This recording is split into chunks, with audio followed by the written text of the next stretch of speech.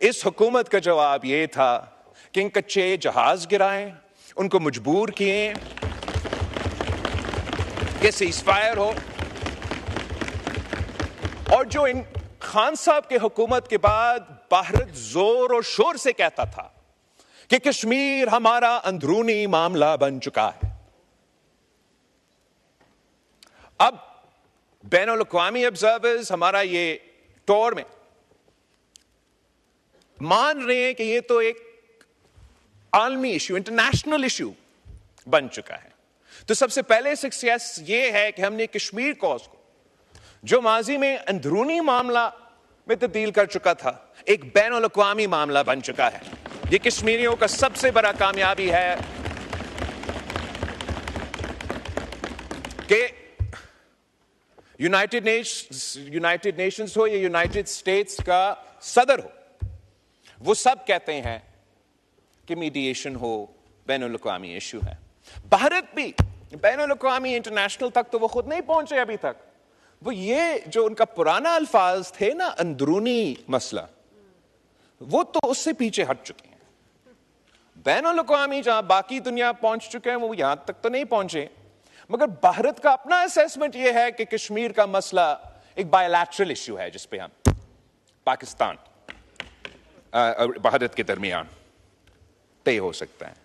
और कश्मीर के हवाले से जनाब स्पीकर, जिस तरीके से जगह जगह, चाहे वो यूनाइटेड नेशंस हो, यूनाइटेड स्टेट्स हो, यूरोपियन यूनियन हो, हर जगह एक ऐसा हमदर्दी है। इसलिए मैं समझता हूं कि दुनिया ये देख रहा है कि जो भी तरीक़ेकार इजराइल ने गजा में इंप्लीमेंट करने की कोशिश की, वैसा ही मोदी ने कश्मीर में करने की कोशिश की, और इसकी वजह से एक हमदर्दी पैदा हो रहा है। और मैं उम्मीद करता हूं कि हम ये जद्दोजहद जारी रखेंगे और इंशाअल्लाह ताला हम कश्मीर के अवाम को इंसाफ दिलवाएंगे।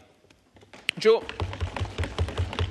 दूसरा सबसे बड़ा इशू जो सिंधु पे हमला हुआ है, जो भारत ने कहा है इस दहशतगर्दी का वाकया के बाद कि सिंतास मुआहिदा खत्म, और वो सिंतास मुआहिदा को इन अबायंस होल्ड कर रहे हैं ना। सबसे पहले ये तो गैर कानूनी है, इन अबायंस तो है नहीं।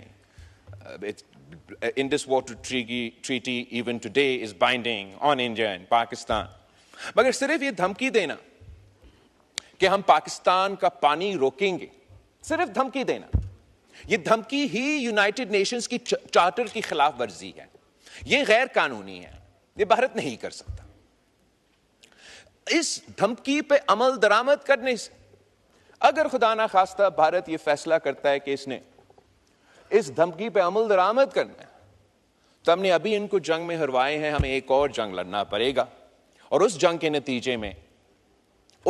नतीजे में फिर जो 3 दरिया आज भारत के पास है और 3 दरिया पाकिस्तान के पास है, अगर वो हमारे 3 दरिया पे डैम बनाने की कोशिश करते हैं, तो हमें फिर जंग लड़ना पड़ेगा। जनाब स्पीकर, वजीर आजम ने पहले से कह दिया है, नेशनल सिक्योरिटी कमेटी ने पहले से कह दिया है कि अगर इन पे अमल दरामद होता है तो हमें जंग लड़ना पड़ेगा।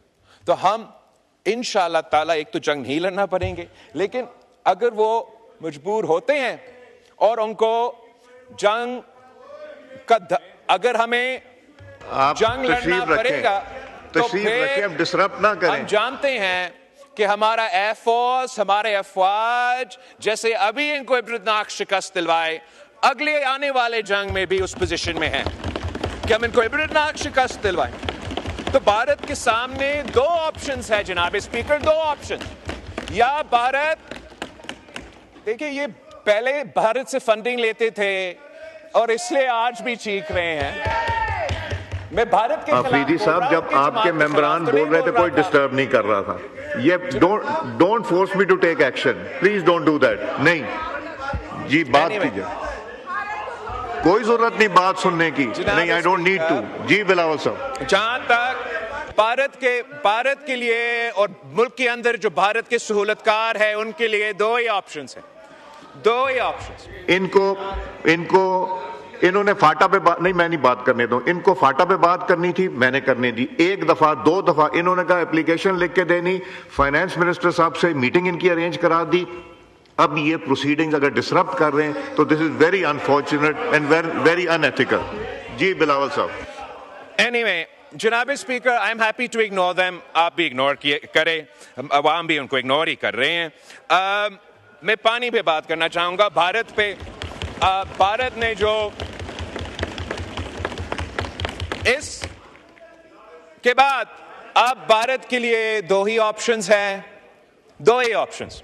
या वो सिंतास मुआहिदा मान ले, इंटरनेशनल कानून के मुताबिक अमल दरामद करे, उनका अवाम को अपना हिस्सा का पानी, हमारा अवाम अपना हिस्सा का पानी। अगर वो नहीं मानते सिंतास मुआहिदा को, डैम और कनाल्स निकालने की कोशिश करेंगे, तो फिर पाकिस्तान जंग करेगी और हम 6 के 6 दरिया के पानी अपने अवाम को दिलवाएंगे।